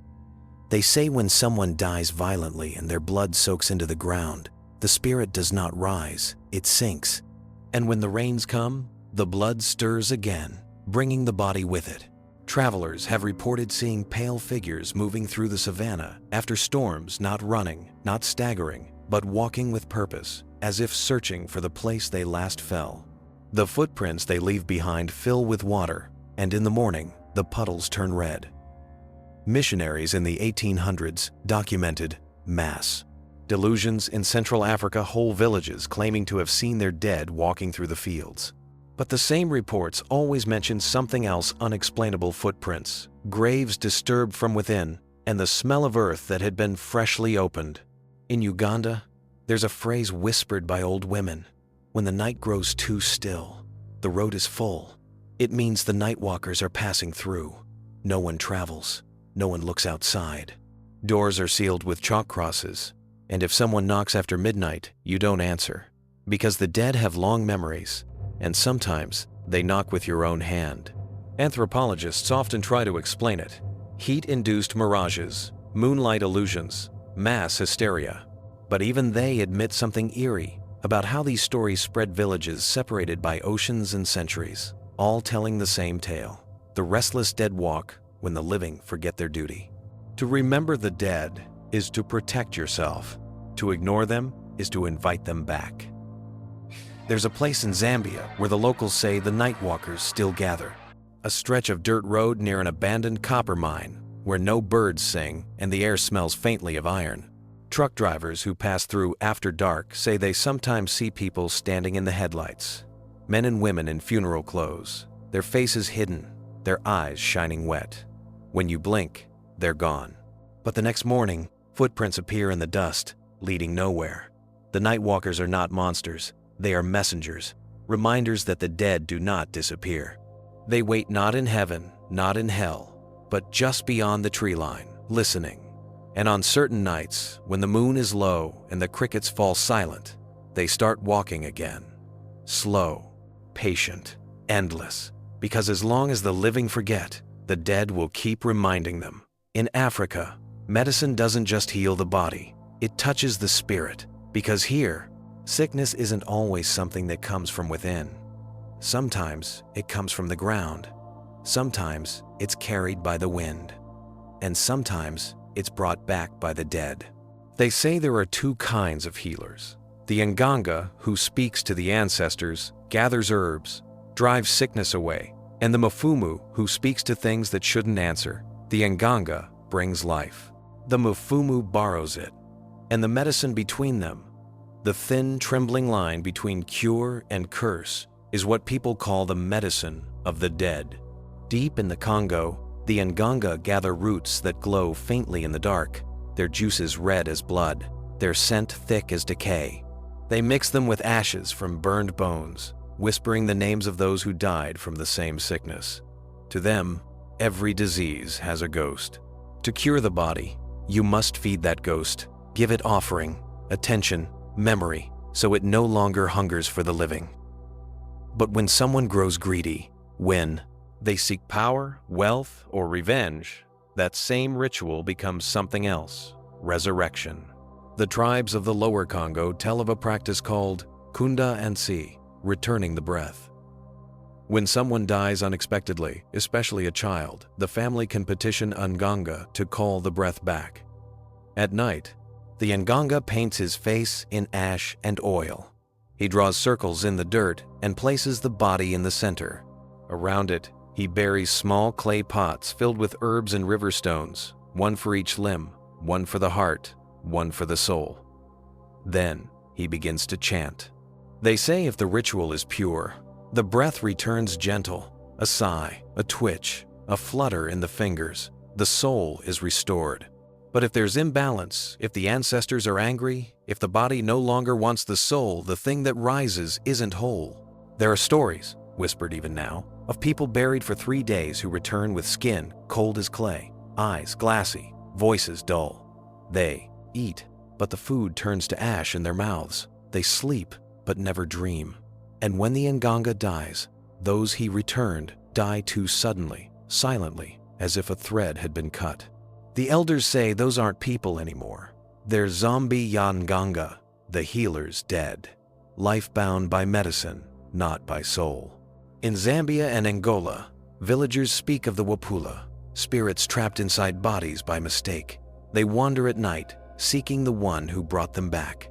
Their faces are familiar, but their voices are wrong flat, echoing, like someone remembering how to speak. If you call their name, they vanish. If you ignore them, they follow you home. Western missionaries once wrote about these practices with fear. They called it witchcraft. But the people here know better. It's balance, life, and death in conversation. Every herb, every chant, every drumbeat is a question to the spirit world. Do you want to stay? Do you want to go? Sometimes the answer is no, and that's when the healer steps back, because the medicine has chosen its own path. Even now, in modern clinics near Kinshasa or Lusaka, nurses tell stories of patients who die on the table, no heartbeat, no pulse, only to wake hours later whispering names of the long dead. Some return to normal, others never quite do. They stare too long at walls. They refuse to sleep. They say the earth beneath the hospital whispers, and when they're asked what it says, they all give the same answer, in voices quiet and cold. It's not your turn yet. That's the medicine of the dead, a cure that costs more than it saves, a prayer that brings back the wrong thing, because sometimes healing and haunting are the same act, and the line between the doctor and the necromancer is only the distance between one breath and the next. The apocalypse already happened. No meteors, no plagues, no wars, just screens, silence, and the slow, quiet death of attention. The dead walk among us, not rotting, not shambling, but scrolling.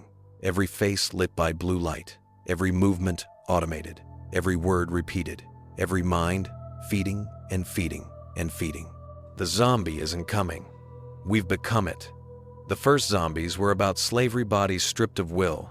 Then came infection bodies stripped of life. Now it's about identity, the body stripped of meaning. In the 21st century, the undead no longer need to rise from the grave. We've built graves that fit in our pockets. The modern zombie doesn't crave flesh, it craves content. It consumes endlessly, scrolling through other people's lives until it forgets its own. It doesn't hunger, it refreshes. It doesn't think, it reacts. It doesn't die, it updates. Psychologists have written about it for years. The zombie archetype isn't just horror, it's a mirror. In ancient Haiti, zombification was a warning. Don't let anyone steal your soul. Today, the warning's the same, but no sorcerer is required. We give our souls away willingly to screens, to systems, to the endless noise. We call it progress, we call it connection. But it looks an awful lot like obedience. Modern humans move like the undead bodies on autopilot, eyes glazed, doing what they're told without remembering who told them. We even use the word for it.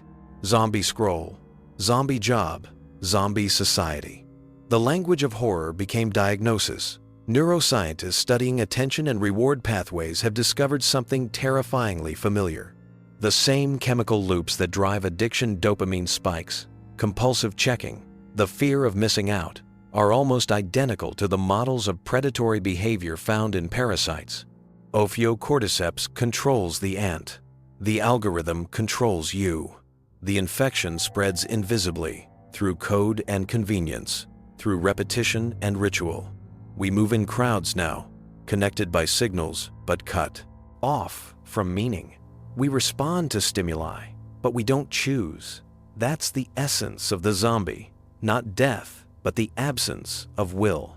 Sociologists have even charted it the slow rot of individuality under mass culture. They say every empire falls the same way, not with a bang, but with repetition, with people doing what they've always done, until the ritual consumes the reason. The medieval peasants prayed to keep corpses from walking. We post to keep our profiles alive. The grave isn't dirt anymore. It's data. It remembers everything. And like the old Haitian Bokors, someone, somewhere, owns the jar with your name on it. But the truth is, the zombie mind doesn't kill us. It preserves us, keeps us functional, predictable, safe. That's the final evolution, not the walking corpse, not the plague, not the monster clawing out of the grave. The final zombie is the human being who forgot how to want. So when you wake tomorrow and reach for your phone if you speak, before you breathe, listen to the silence. Because somewhere, in the hum of servers and the glow of a million screens, the world is already moaning. Not from hunger, from habit. And if you ever wonder how the undead took over, don't look outside. Look at your reflection in the glass and see if it looks back. It won't start with screams. It won't start with blood. It will start quietly, the same way it always has, with a whisper, with a breath, with something that should have stayed still, moving. Every culture that has ever existed told the same story in a different tongue. The dead don't rest, they wait. In Africa, they walk the roads at night. In Europe, they claw their way from plague pits. In Asia, they leap and whisper through the fog. In the Americas, they serve bound by spell, by science, or by sin. We've spent thousands of years calling them myths. But what if myths were just memories, distorted echoes of something humanity has seen before and will see again? Science has already caught up to the folklore. We've mapped how parasites hijack minds. We've reawakened dead tissue in laboratories. We've preserved consciousness through code. We've revived cells hours after the last heartbeat. Every boundary the ancients feared crossing, we've crossed it. The grave isn't sacred anymore. It's a threshold. And humanity, in its hunger to conquer death, has started to pry that door open. The question isn't if the dead will walk again. The question is whether we'll recognize them when they do. Maybe they won't come rotting and moaning, but perfect, preserved in plastic skin, wired with memory, moving with the rhythm of the living but lacking something invisible, something sacred. Maybe they're already here, in the hum of servers that store the consciousness of the dead, in the labs where blood still flows through motionless veins, in the cities where people move shoulder to shoulder, faces blank, eyes hollow, alive, but not awake. The world's full of movement now, but less and less life. In the 21st century, the zombie no longer crawls from the grave. It's built in factories. It works 9 to 5. It consumes endlessly. It never questions why. The infection was never biological. It was existential, a slow forgetting of what it means to feel, to fight, to be. And one day, when the silence breaks, when the machines fail, and the old gods return for what we stole, we'll see that the apocalypse was never sudden. It was gradual. It was patient. It was us. The stories of the dead were never about the grave. They were about reflection, a warning to remember what makes us human before we lose it completely. Because the moment we stop dreaming, stop loving, stop rebelling, stop wanting, we will finally fulfill every legend we ever feared. We will stand together, breathing, blinking, moving, and realize we've been dead for a long time. So when that day comes, when the world goes quiet, and the wind stops moving, and you hear footsteps outside your door, don't run, don't scream. Step outside, look around, and ask yourself the only question that's ever mattered. Am I one of them? Epilogue. The dead don't rise. We do. Because the truth was never about monsters. It was about memory. And the day the dead walk again, it won't be horror. It'll be recognition, a world finally seeing what it became. This concludes Zombies Around the World. True legends of the dead that won't stay buried. 30 chapters of history, horror, and humanity's oldest fear, that death is not the end, and that life once lost, can sometimes find its way back, but never quite the same.